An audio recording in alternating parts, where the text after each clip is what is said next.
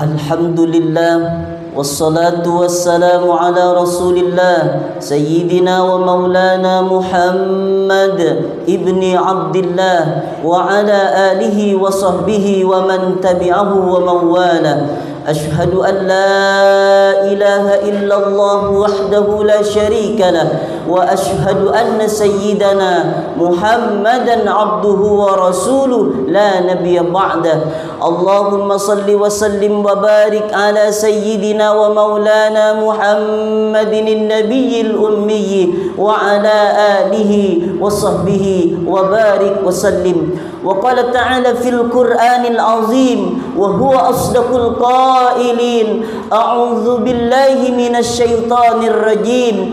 Ya ayyuhalladzina amanu taqullaha haqqa tuqatih wa la tamutunna illa wa antum muslimun. Wa qala ta'ala fi ayatil ukhra ya ayyuhalladzina amanu taqullaha wa qulu qawlan sadida yuslih lakum a'malakum wa yaghfir lakum dhunubakum wa man yuti'illaha wa rasulahu faqad faza fawzan 'azima.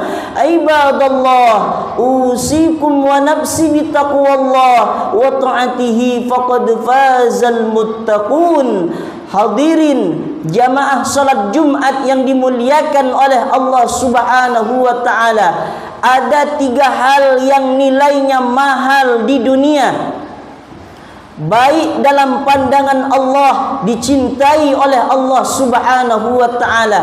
Yang pertama, merasakan gelisah ketika belum melaksanakan salat. Beruntunglah orang-orang yang beriman kepada Allah, yang terpanggil hatinya ketika ada panggilan azan, dia segera menunaikan perintah salat. Dia mendekatkan diri kepada Allah lewat salat 5 waktu yang dikerjakannya. Innas salata kanat 'alal mu'minina kitaban mawquta. Sesungguhnya bagi orang-orang yang beriman, waktu-waktu salat 5 waktu sudah ditentukan oleh Allah Subhanahu wa taala. Badannya sehat, tidak sakit, tapi dia segera mengingat Allah lewat salatnya. Karena itulah bentuk ibadah yang paling tinggi nilainya di hadapan Allah Subhanahu wa taala. Puncak ibadah yang membuat kita terasa dekat dengan Allah ketika melaksanakan perintah salat di hadapan Allah Subhanahu wa taala. Celakalah bagi orang yang sehat. Dia sehat, tidak sakit, tapi hatinya tidak merasa terpanggil, bahkan bahagia, senang ketika tidak melaksanakan salat. Inilah pertanda manusia yang di dalam hatinya dicabut nikmat iman, dicabut nikmat istiqamah di dalam hati orang-orang yang tidak peduli akan panggilan Allah Subhanahu wa taala. Napasnya diberikan oleh Allah, detak jantungnya diberikan oleh Allah, tangannya bisa mengayun diberikan oleh Allah, langkah kakinya melangkah dengan hebat diberikan oleh Allah Subhanahu wa taala. Kekayaannya banyak, mobilnya mewah, rumahnya bertingkat, tapi ketika tidak menunaikan salat, maka manusia yang semacam ini nanti di akhirat Allah Subhanahu wa taala, walaupun dia kaya, sedekahnya banyak, beramal soleh, nanti dipamerkan sedekahnya di hadapan Allah Subhanahu wa taala. Kuncinya mana? Ketika tidak melaksanakan salat, maka manusia ini nanti rugi, celaka dalam pandangan Allah Subhanahu wa taala. Miftahul jannah as-salah. Kunci surga itu kata Rasulullah adalah salat. Hadis riwayat Imam Ahmad. Ketika orang itu nanti sedekahnya banyak, amal solehnya, ibadahnya dia lakukan banyak, tapi ketika ditanya kuncinya dia tidak memenuhi, maka orang yang semacam ini nanti celaka di hadapan Allah Subhanahu wa taala. As-salatu imaduddin. Salat itu tiang agama, kata Nabi. Faman aqamaha faqad aqamaddin. Orang yang mendirikan salat, maka dia sudah mendirikan agama. Wa man tarakaha faqad hadamaddin. Dan barang siapa orang yang meninggalkan salat, maka dia sudah merobohkan agama Allah Subhanahu wa ta'ala. Berbahagialah, beruntunglah orang yang masih punya iman. Dia segera menunaikan perintah Allah Subhanahu wa ta'ala. Hatinya selalu tergerak untuk bersegera mengingat Allah dengan salat, karena dia yakin dan percaya itulah yang akan menyelamatkan dia nanti di hadapan Allah Subhanahu wa ta'ala. Rasulullah sallallahu alaihi wasallam bersabda, awwalu ma yuhasabu bihil abdu yaumal qiyamati shalah. Nanti yang pertama kali akan dihisab, akan ditanya dari seorang hamba adalah salatnya. Baik salatnya waktu hidup di atas dunia, dia kerjakan salat, maka baik nanti nasibnya di akhirat Allah Subhanahu wa ta'ala.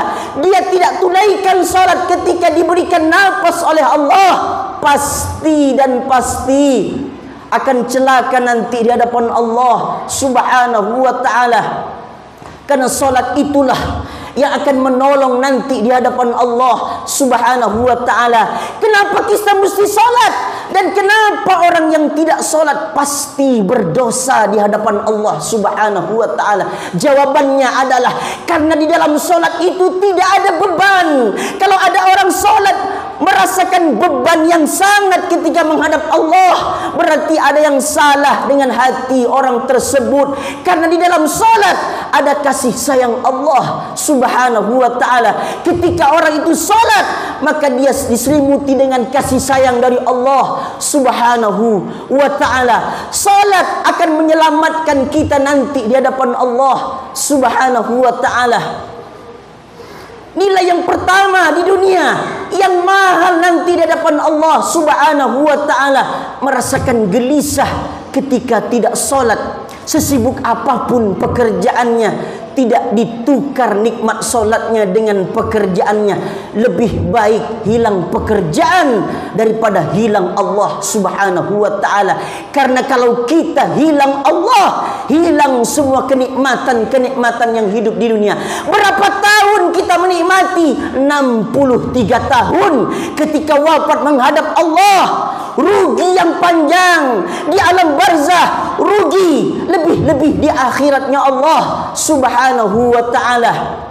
Tapi orang yang istiqomah melaksanakan solat, wattaqullah la'allakum tuflihun. Apa kata Allah?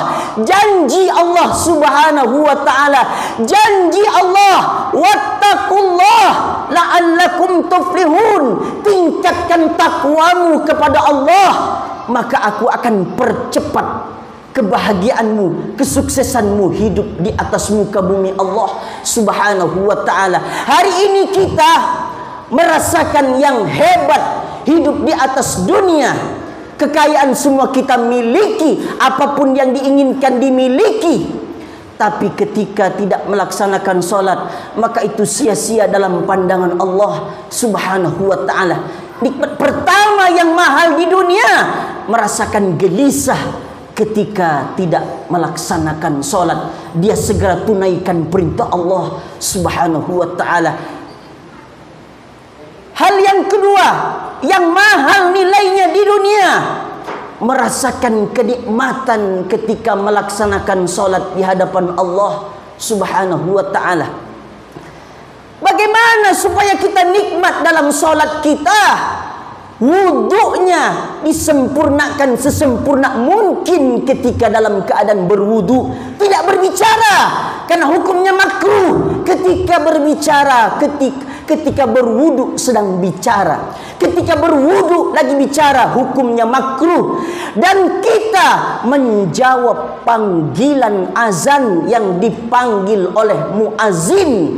Orang yang menjawab panggilan muazin sesuai yang diperkatakan oleh muazin, maka wajib orang tersebut nanti dapat syafaat Nabi Muhammad sallallahu alaihi wasallam. Bagaimana caranya supaya nikmat di dalam salat?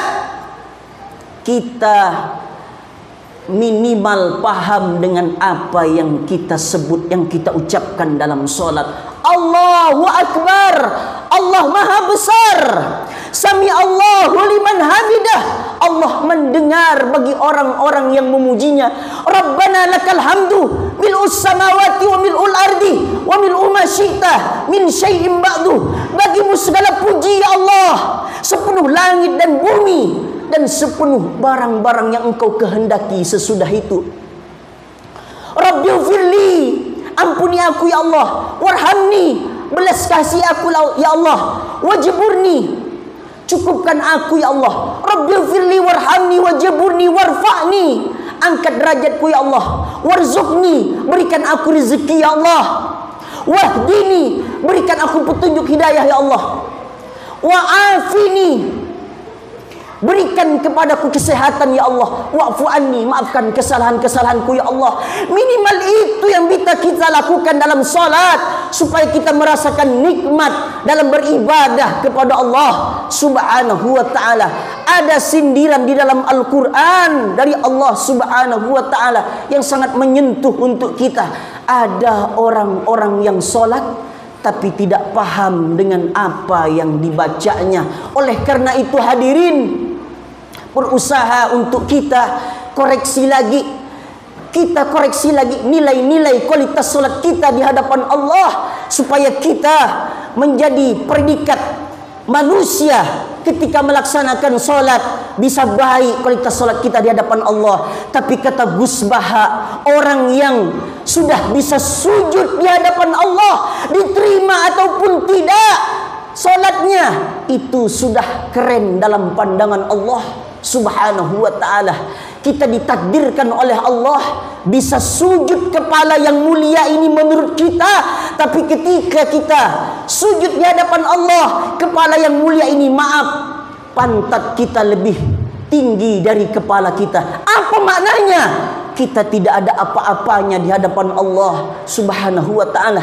Tapi ketika kita mau solat, itu manusia yang keren, sudah mau sujud di hadapan Allah Subhanahu wa ta'ala. Wasta'inu bis sabri was salah, mintalah kepada Allah dengan sabar dan salat. Wa innaha lakabiratun illa 'alal khashiin, dan sesungguhnya salat itu berat kecuali bagi orang-orang yang khusyuk menghadap Allah Subhanahu wa ta'ala. Yang ketiga, nilainya mahal di dunia, merasakan tenang ketika sudah melaksanakan solat. Ala bizikrillahi tatma'innul qulub. Ingatlah, hanya dengan mengingat Allah, hati kita akan menjadi tenang. Kalau hati kita sempit, ingatlah Allah. Idza dhaqat 'alaika dunya faqul ya Allah. Kalau dunia ini terasa sempit, maka ingatlah, faqul ya Allah. Allah, Allah, Allah. Ingatlah Allah Subhanahu wa ta'ala. Allah tak pernah benci kepada kita. Allah tidak pernah meninggalkan kita. Dialah Allah yang memelihara kita. Dialah Allah yang menghadirkan rezeki kepada kita. Dialah Allah yang memberikan nafas kepada kita. Dialah Allah yang menghadirkan kebahagiaan dalam hidup kita. Huwallazi anzala as-sakinata fi qulubil mu'minin. Bahagia, tenang bukan dari harta. Bahagia tenang bukan dari pangkat dan jabatan. Allah yang sudah menghadirkan ketenangan di dalam hati orang-orang yang beriman kepada Allah Subhanahu wa ta'ala. Fa idza qudiyatis shalah fantashiru fil ard.